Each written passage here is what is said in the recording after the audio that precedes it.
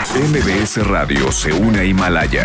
Todo el contenido de MBS Radio lo encuentras en la aplicación gratuita de Himalaya.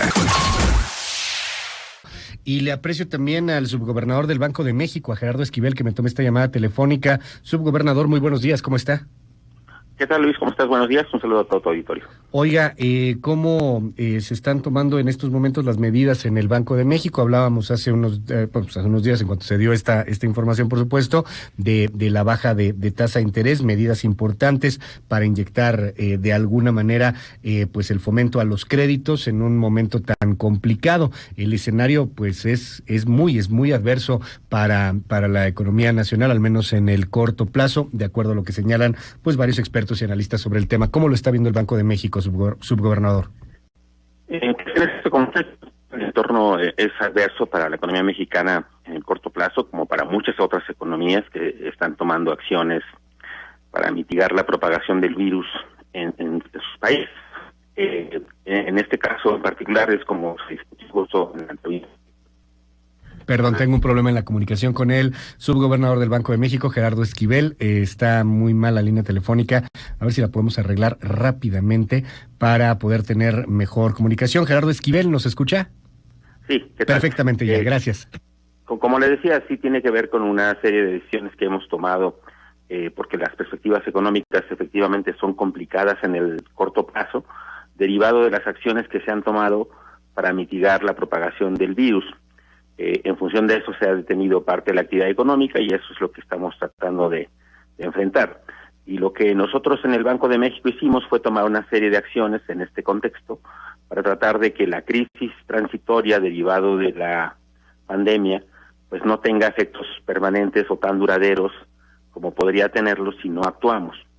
Este tipo de crisis transitorias como las que estamos viviendo pueden tener efectos más duraderos si, por ejemplo, la gente que cierra por unas semanas o incluso meses sus negocios para enfrentar la pandemia, deja de percibir ingresos, tiene que pagar costos fijos, por ejemplo, tiene que pagar la renta, tiene que pagar una nómina, tiene que pagar impuestos.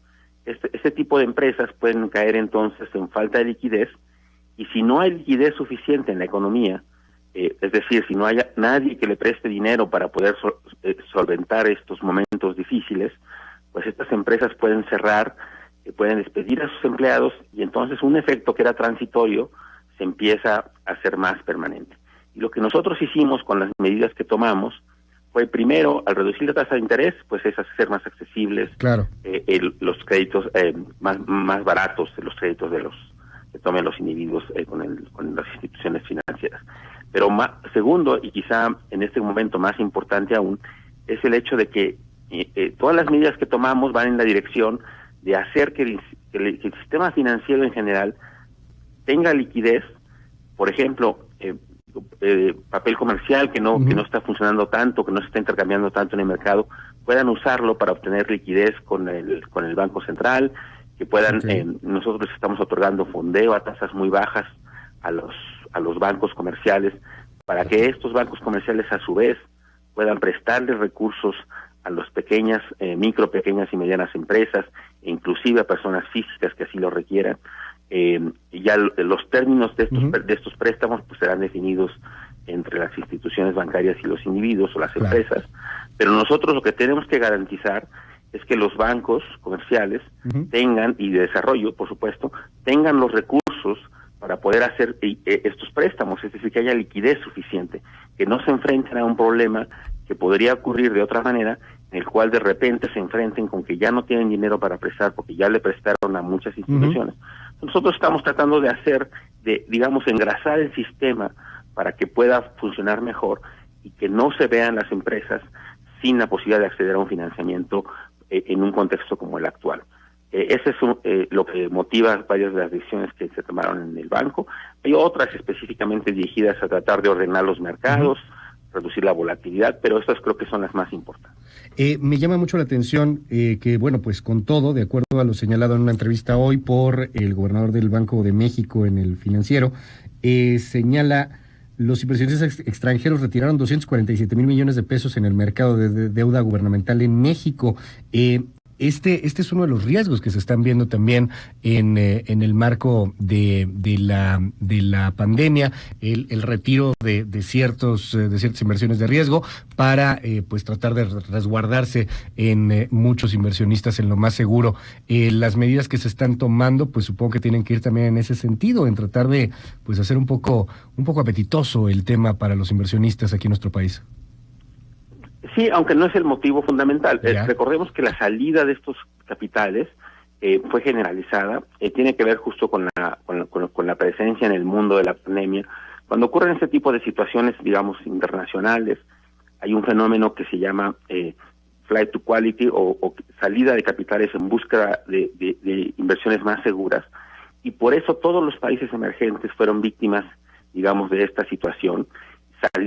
Salieron recursos de muchos países y eso le pegó a la volatilidad financiera de estas economías, afectó sus tipos de cambio, y por lo tanto en algunos casos también afectó sus expectativas de crecimiento, caídas en las bolsas. Es decir, todo este fenómeno global se llevó en el proceso a una serie de países, o afectó en el proceso a una serie de países, entre los cuales pues, se incluye México. Este fenómeno de la salida de capitales estuvo ocurriendo en efecto a lo largo de todas las primeras semanas del año, derivado de cómo se fueron modificando las perspectivas de crecimiento y cómo fue aumentando la volatilidad en estos mercados. Entonces eso fue lo que ocurrió. La reacción nuestra, más que responder a ello, ¿no?, tiene que ver un poco más en términos de hacia adelante, hacia localmente, lo que está pasando, y luego hacia afuera, que lo que esté ocurriendo allá afuera no se traduzca en una volatilidad demasiado grande. Por ejemplo, una de las medidas que tomamos fue coberturas cambiarias para que cuando el peso mexicano que cotiza en los mercados financieros durante todo el día, hay horas del día en las cuales no hay tanta liquidez en los mercados financieros y de repente había mucha volatilidad en esos mercados, particularmente a las horas que funciona el mercado asiático, por ejemplo. Entonces estamos tratando de intervenir para poder poner un poco de orden en esos mercados, para que tampoco se genere demasiada volatilidad, para que tampoco se dé la impresión de que una situación está siendo más complicada de lo que en realidad es, simplemente porque hay pocos participantes en el mercado. Entonces, cosas de este tipo son en las que intervenimos, pero insisto, quizá más orientadas en este momento, más que al tema de la salida de capitales, al tema de la situación del mercado financiero local, para impedir, como decía antes, que se dé lugar esta situación de iliquidez o de ausencia de liquidez, que pudiera tener mucho más graves consecuencias que la crisis en sí misma original que dio lugar a este fenómeno, ¿no? Le aprecio mucho la comunicación esta mañana, subgobernador del Banco de México, Gerardo Esquivel. Muy buenos días. Muy buenos días, Luis. Hasta luego y un saludo nuevamente a todos los auditores.